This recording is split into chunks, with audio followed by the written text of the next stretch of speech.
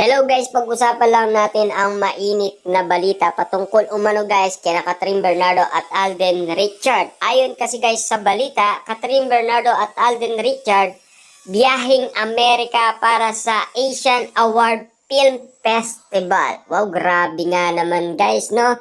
Dahil naging top 10 nga naman kasi guys ang kanilang movie. At syempre guys, kita nyo naman, no? Pinag-uusapan ngayon sa US ang movie ni na Alden Richard at Kathryn Bernardo. Syempre guys, no, ang balitang-balita natin dyan, ang nag-asikaso dyan, walang iba kundi si Marvin at si Mark. Naging mainit nga naman guys ang intriga at issue sa pag-alis nga naman guys ni na Alden Richard at Kathryn Bernardo. Lalo-lalo na kasi guys, lagi nga naman kasing sabay, 'di ba? Siyempre guys, alam naman natin may kasama sila na aalis papuntang US, 'di ba? Siyempre alam naman natin guys na mauuna nga naman guys sina Marvin at Mark na pupunta sa US. Dahil alam naman natin guys, tapos na rin ang mall tour ni na Alden Richard at Kathryn Bernardo at tapos na rin guys ang kanilang pagpupromote sa Pilipinas ngayon guys sa ibang bansa naman guys para suportaan ang iba natin guys na kababayan na OFW guys na manonood ng kanilang movie.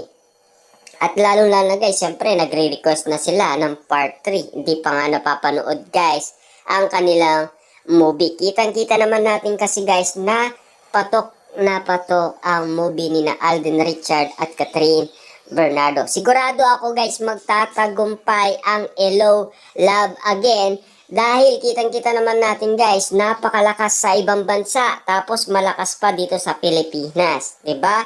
Kung i-combine nga naman guys lahat ng earnings, sigurado ako guys mas iigit pa yan guys sa 1 billion, 'di ba?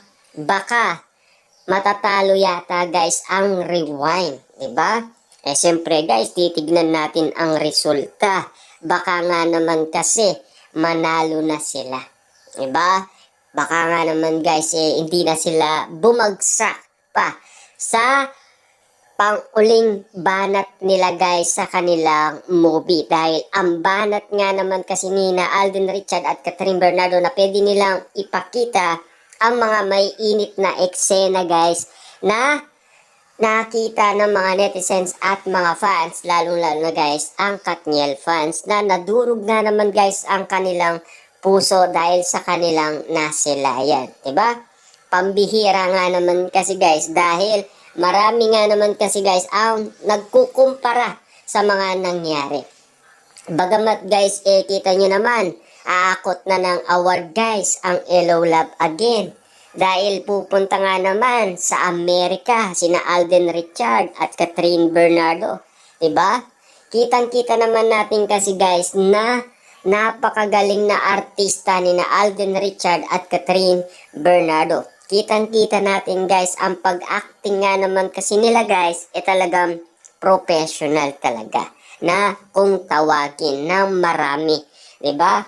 Kaya nga naman guys ika nga ni Alden Richard na hindi niya ipagpapalit ang acting kahit ano pa man guys dahil dito siya nagsimula makilala at dito binago ang kanyang kapalaran, 'di ba? Siyempre guys, no, unang-una lang dito guys, malaki ang chance natin na makabawi doon sa nagpabagsak ng Hello, Love, Goodbye, diba?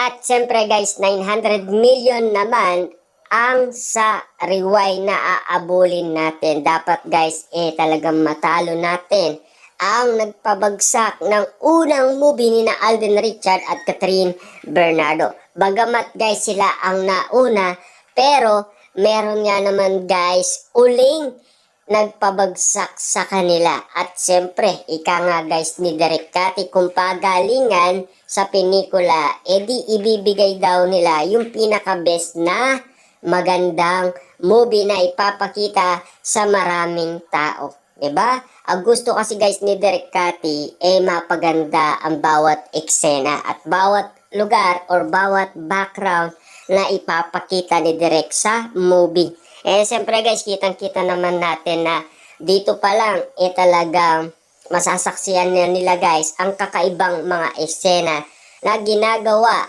ni Catherine Bernardo at Alden Richard. Kitang-kita naman natin kasi guys na iba na sina Catherine Bernardo at Alden Richard. Ayon pa kasi guys kay Derek Cathy, nag-matured na kasi ang dalawa. Kaya nga naman guys, doon pa lang na-curious na tayo kung ano ang sinasabi ni Derek Cathy. Ibig sabihin pala nito guys, meron palang kakaibang makikita ang lahat ng tao na nagpainit ng kanilang katawan. Diba? Kitang-kita naman natin kasi guys na naging palaban si Catherine Bernardo sa bawat eksenang nakita ng maraming tao.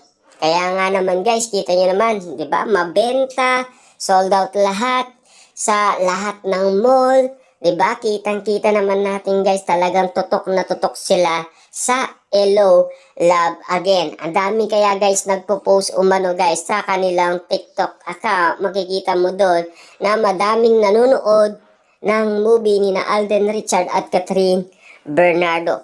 Doon pa lang guys mababase na natin na talagang maraming may gustong ipagtambal sina Catherine Bernardo at Alden Richard dahil more than 5 years nga naman kasi sila guys nag-intay. At least nagbabalik na sila guys at nagpatikim na naman guys ng kakaibang eksena na pwede nating masilayan at makita. Diba? Siyempre guys, kita nyo naman, lahat ay sumusuporta naman. Diba? Una pa lang guys, ubos na. Hindi pa nga nakikita ang movie nila at wala pa nga premiere, talaga kitang-kita guys na ubos na. Dahil sa sobrang suporta guys ng mga Katden fans. Pinakyaw daw ng mga Katden fans ang ticket ayon sa balita. Dahil nauna nga naman guys naglabas ang Ayala Mall tapos Vista Mall. Diba? Kaya nga naman guys, malaki ang chance natin na kikita ng malaki ang Hello Love Again. Siyempre guys, no, nagsalita rin si Catherine Bernardo ng taus-pusong pasasalamat sa buong Pilipinas na tumulong at sumuporta sa kanilang pelikula.